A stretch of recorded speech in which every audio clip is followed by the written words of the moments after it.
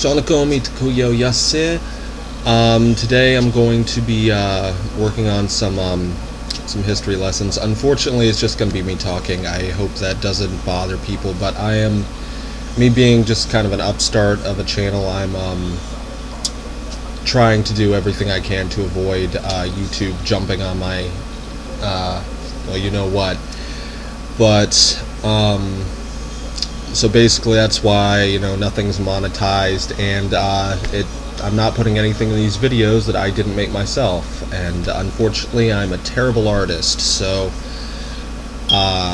anyway, this one is on the history of the Lakota Dakota peoples, or what of it that I was able to track down.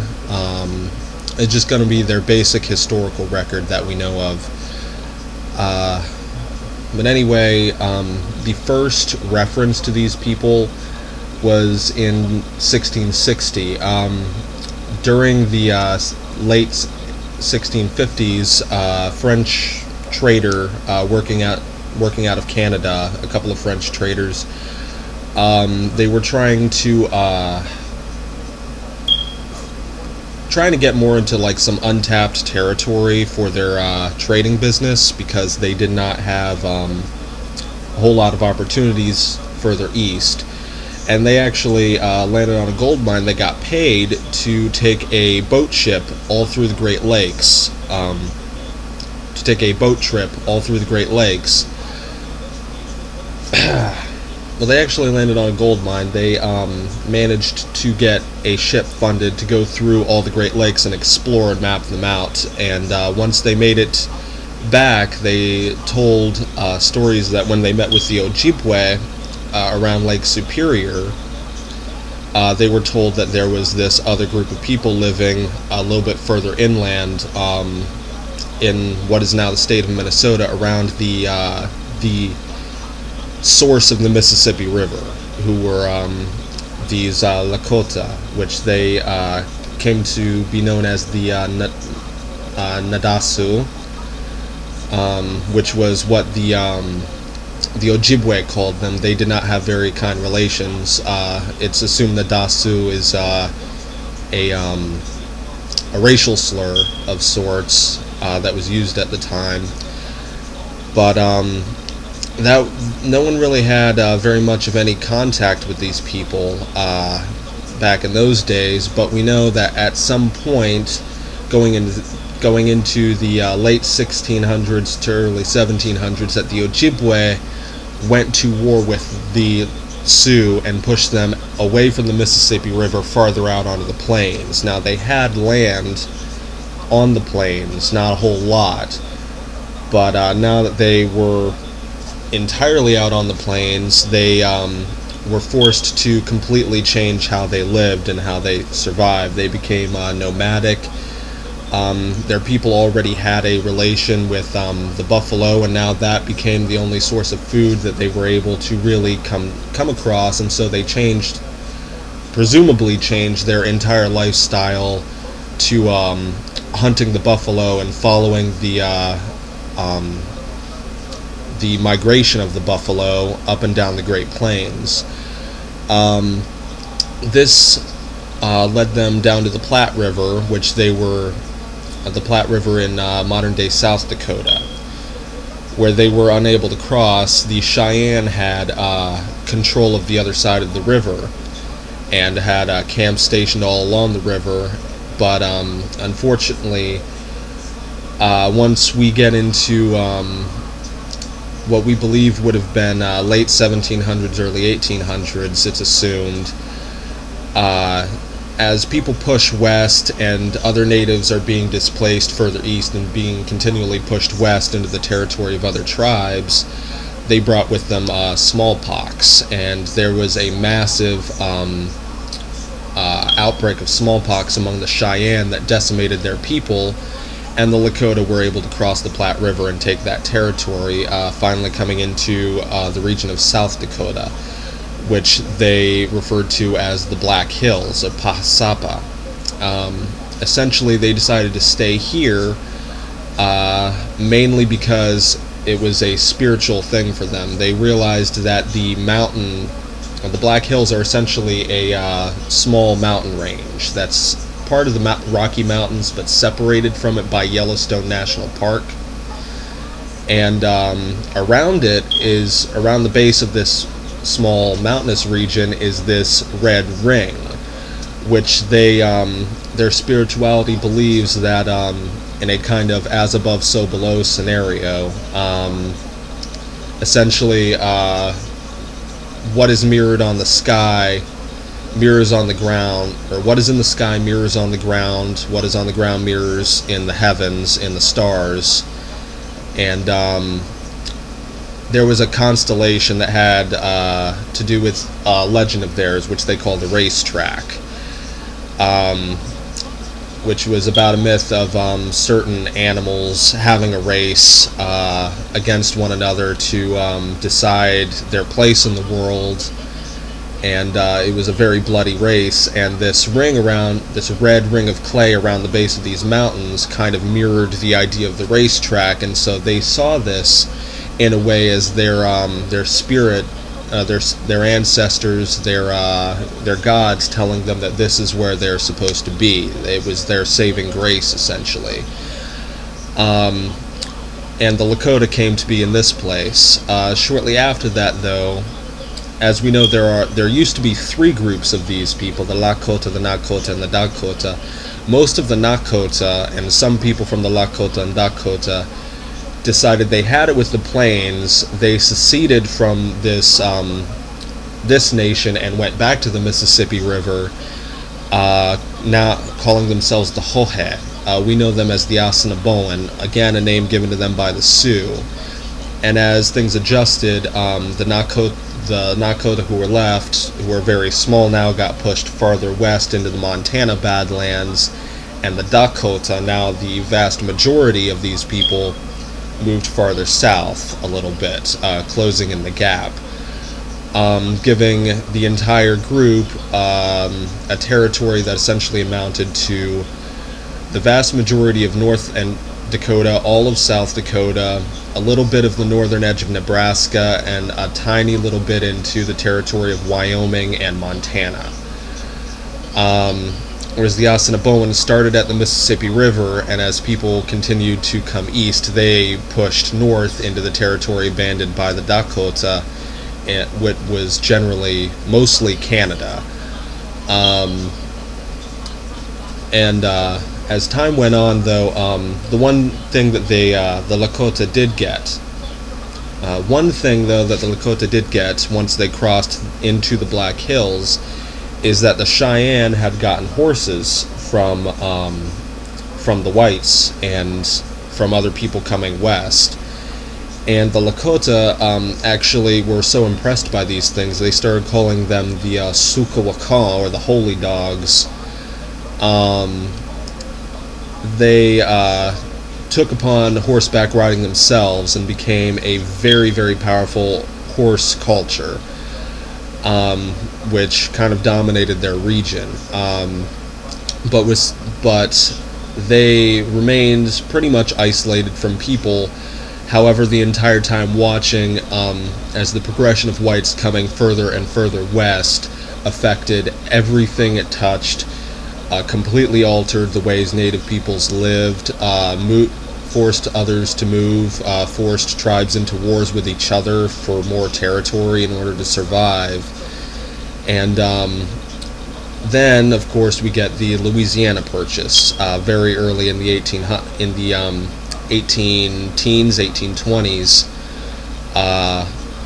and the Lewis and Clark expedition to find the Oregon Trail.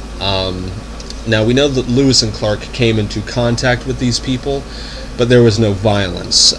Essentially, these people, the Dakota, made a massive show of force to try to scare Lewis and Clark, but really did nothing to impede their mission overall. And of course, they do make it back, and once the Oregon Trail is established, it unfortunately goes straight through Dakota territory. At this point now, we have tons of white people moving through this region and settling in Dakota territory, and they get pissed and start killing everybody who comes into their land. It forces the government to come to them and try to make settlements and agreements. And unfortunately for the United States at the time, the only way that the Dakota would stop, the only way the Dakota said that they would stop killing the people going along the Oregon Trail is if A, whites stopped settling in their territory on their land, and B, if the United States legally recognized them as a sovereign nation. And of course, this did not last very long. But there was a treaty that they signed that said that this was so, coming into 1851. And from that point, they became sovereign, but the government continued to do nothing about whites settling on their land. People still continued to go into that territory looking for work, looking for resources, and none of them were, even when brought to the attention of the U.S., none of them were ever punished. And in fact, the Dakota began taking it upon themselves to take care of these people, to kill them whenever they are found breaking their rules, their laws. But overall, it essentially causes a very hostile situation where the United States of America, the people, not necessarily the government, but the people, turn against the Lakota very harshly. An uprising occurs that the United States then listens to, and they send in soldiers who march into Dakota territory, find a camp, and murder all of the people therein. Not just the men, but the elders, the women, the children, completely decimating it. As time went on, we of course have the things generally did not get any better. They continued on like this. We know that the United States began trying to come up with ways to make peace with the Lakota. One of the ways was they came up with an idea of a trading system where they would they had agents set up along the borders between the two nations who would be sent money to raise up, to collect, and hold on to, whereas the Lakota would do the same with certain resources that they would collect from their land and set aside. And then they would have certain days every so often where they would meet, and with a trader, an American trader coming along with them, they would trade the money for the products, and then the trader would be able to sell them as he wished. Unfortunately, these agents were so against working with the Lakota that I don't know why they thought this was a good idea, but the traders convinced them to just give them the money, and they would go, and they don't have to worry about any of it. And of course, the traders started pocketing the money and taking all of the resources from the Lakota on a tab and leaving. And the Lakota caught on to this very early on. It caused a national scandal and a government investigation, and a lot of people were arrested for this. And of course, then we have, after this, the Lakota Dakota peoples, they have enough. They start worrying about whites getting too close to their territory. They swept in, and they started leaving Lakota, entering the United States during the 1860s in a war. Again, a lot of kind of spotty on and off wars with the United States government, where they would not just attack and destroy forts, but villages full of people, both mutilating the bodies, even with cutting off the scalps and tying up bodies and leaving them to try to scare whites farther away from their land. This does not work, obviously. We have lots of on and off wars that are forgotten by history all through the Civil War. And of course, during the Civil War, we know that there is a very famous figure, General Custer, fighting for the North, and he gains a lot of prestige in this war, and decides to take his career into politics. This does not entirely work for him. He does a very bad job of even making it into local, state, or even local governments, but he manages to make a name for himself by yelling very loudly about all of the decisions of other government officials that he does not agree with, and getting a following going, essentially being a rabble-rouser sort of situation. And he gets a lot of newspaper attention, he gets books, but he never manages to make it into office. And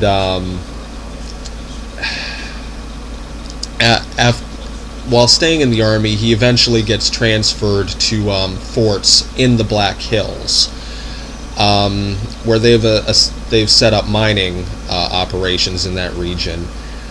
By this point, Abraham Lincoln, during the Civil War, had made a decision essentially tearing up the treaty. Now, this is the stupid part. The treaty that said that the Lakota had a sovereign land was dependent on the Lakota not attacking white people. Abraham Lincoln sees the Lakota punishing white people for violating the treaty, punishing Americans and America for violating the treaty, and tears up the treaty and says it's their fault, they no longer have any land, that's all our land now. And of course, they start setting up mining operations in the Black Hills, which brings the Lakota into the conflict very harshly. And forts are being built all along these trails to keep people safe as they're going in and out of the region.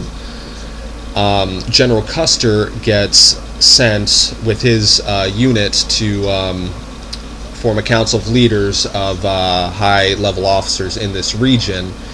And already, him and these other officers are coming up with ways to get rid of the Lakota altogether. But as of this moment, the United States is still trying to keep peaceful relations with them. General Grant, who became President Grant at this point, even went out of his way to... they had a Bureau of Indian Affairs to deal with the Native Americans at this point. He had put a Native American, a Seneca Iroquois man named Ellie Park, at the head of the Bureau of Indian Affairs, which actually did sort of heal relations a little bit. The leader of the Lakota, the war chief Red Cloud, was at least a lot more willing to listen to this Ellie Park, and Ellie Park in return was a lot more willing to talk openly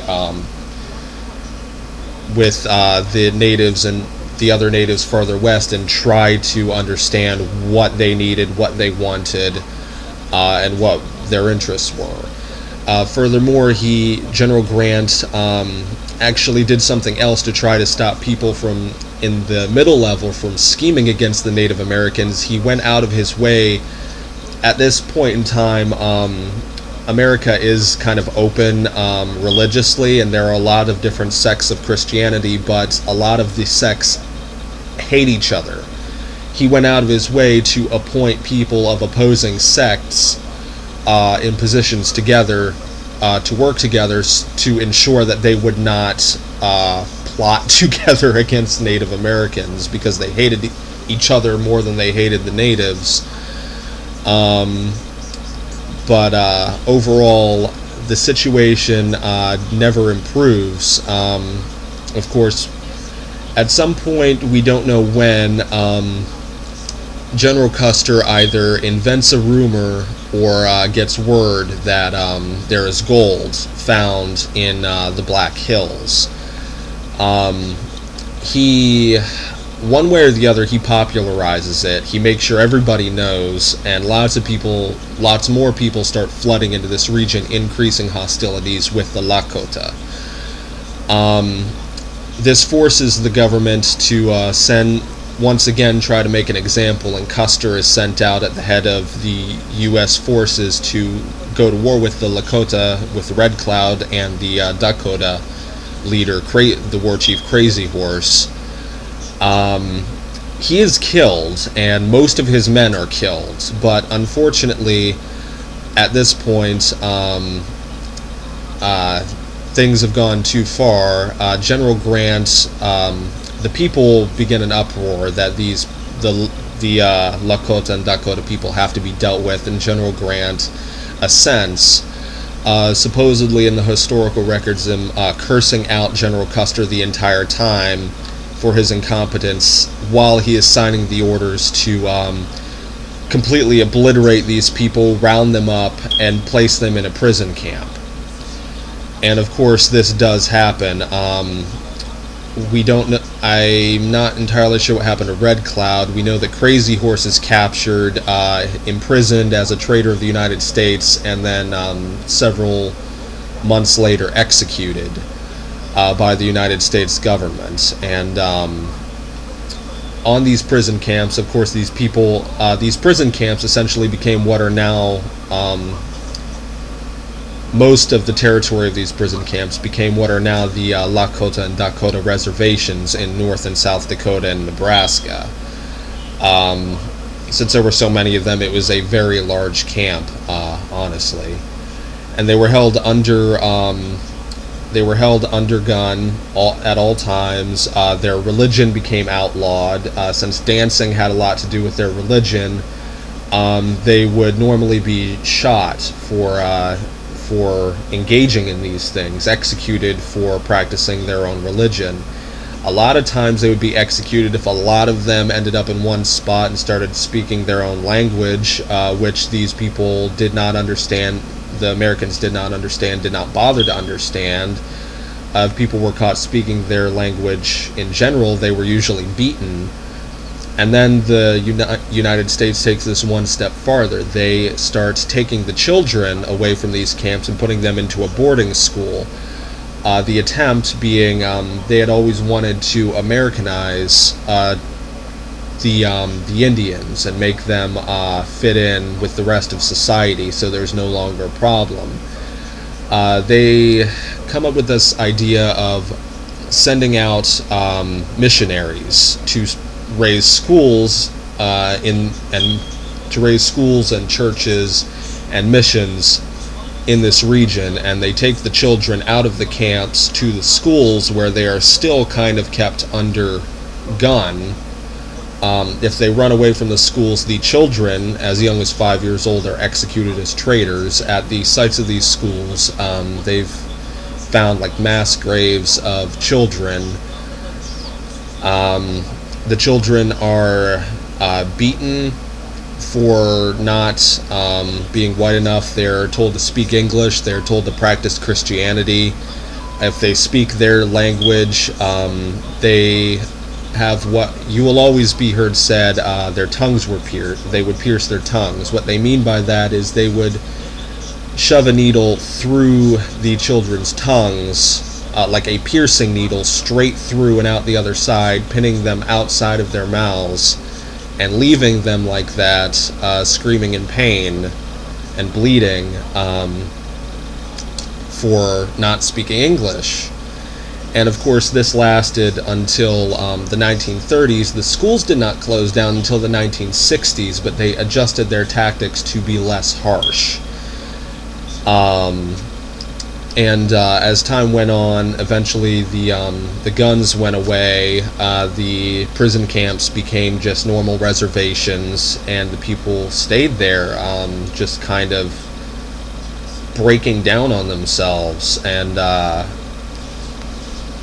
things just kind of went downhill from there up until fairly recently in the record. That region of North Dakota, at least in the last 3 census records, they do censuses every 10 years, and they found that in the last 3, 2010, 2000, and 1990, that the regions of North and South Dakota containing the reservations were the poorest places in the entire United States. But going back to where we were anyway, not all of the missionaries who got sent to the Lakota were terrible people. A lot of them started researching the Lakota and writing a lot of this down, writing down the language, writing down the mythology, and kind of collaborating with one another and coming up with a lot of written work based on what they had. They even convinced a lot of the shamans.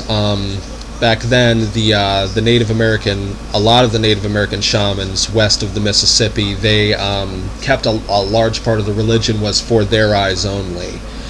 And some of them even convinced some of these shamans to tell them some of the things that they weren't normally supposed to know in the aid of preserving it.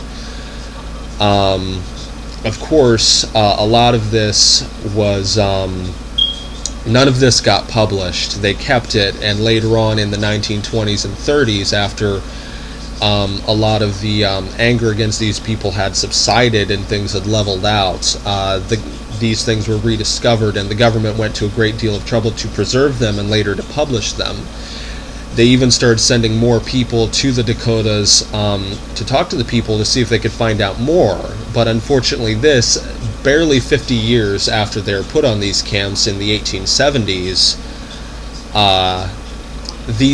the things that they are telling these Lakota that they have on them, their things about their mythology, things about their religion and their language, are completely unrecognizable to any of these people. In fact, some of them see it as some sort of plot by the United States to kind of control who they are yet again, while others are more sympathetic and willing to listen to it. Very few of them even find any similarities between what they're saying and what they know. Of course, as time has gone on, they've collaborated with lots of other tribes in the region who have similar faiths and similar mythologies, and they found that a lot of it was accurate. But that's pretty much where their history generally ends. We know that in the 70s there was a revival of Native American culture where people returning to the reservations, and of course natives at first think that they're going to be happy about this. However, a lot of these people were raised in white culture, raised as Christians, and they actually find a lot of the stuff they discover about their own people and their own culture to be kind of antithetical to what they believe, and are put off by it. And this kind of angers them. They take up this general cry that someone who has been raised white can never be Native American, and this has kind of been, for a long time, was a general belief among these people. They could never become Native American unless they were taught from birth to be Native American. And in the 1980s, of course, the Lakota do kind of begin to reorganize themselves. They go to the Supreme Court of the United States and sue the United States for their land back. The United States finds out through this case that the Lakota are, of course, the victors in this case. They do own this sovereign nation surrounding North and South Dakota. Unfortunately, they refuse to give it back. They offer them millions of dollars. The Lakota refuse it, and it has been sitting in a bank vault waiting to be claimed ever since. A lot of the Lakota are thinking about maybe they should take the money now, but it is generally undecided. They really don't know what is the right course to take at this point, between sticking to their morals and what they believe in, and taking this money, which could be a massive asset to their people and help them fix a lot of their problems that they've been having. But there was a brief attempt, of course, in 2007 with a Native American activist, Russell Means, who was Lakota born, to he took a group of natives and marched into Supreme Court demanding the surrender of their land to sovereignty, to secede from the United States. Unfortunately, the tribal government did not agree and reined them back in. In fact, not a single one of these people was a member of the tribal government of the Lakota Dakota, nor were they appointed by them to speak for the entire nation. And so, of course, this was thrown out, and that's the end of that. Now, of course, as time went on, we know the whole point of what eventually happened to these people shrank their numbers drastically. Unfortunately, the Lakota at the time were a very small people. They were barely a few thousand in number, whereas several other tribes were hundreds of thousands of people. And while the Nakota pretty much went almost extinct, a lot of them broke up and joined and married into the Lakota, married into the Dakota as time went on until they generally vanished. The Dakota shrank by thousands and thousands of people, but they were still such a large group that they continued to survive. However, the Lakota, in just 30 years after being confined to the prison camps, their numbers doubled. And they've been growing ever since, and of course this is why they're generally referred to as Lakota Dakota instead of any kind of collective as they were before, or even why Nakota is generally a disused word at this point. Most of the people who speak Nakota are actually part of the Hohe, who are all descended mostly from the Nakota speaking people. And now we have this thing with the pipeline.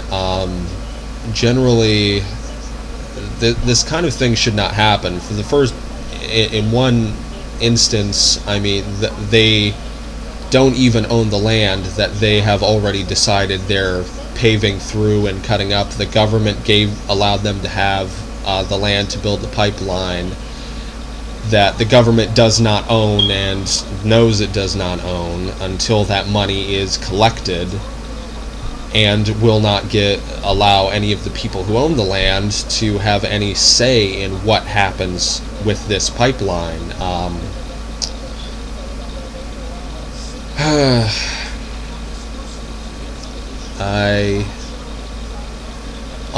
Honestly, overall, the general history of these people has been ridiculous, and there are still a lot of questions that we don't yet understand. For instance, we know in one case, we know that the Lakota land that they lived on is called Pasaba, and the Dakota land that they lived on was called Minnesota. But we don't know as far as I've seen, we don't know what the Nakota's land was called. I found a reference in one book that I was looking at called Lakota Myth, that it may have been the place of pines. I don't know if that's true. It makes a reference in one legend. It says it takes place in the olden days when we used to live in the place of the pines.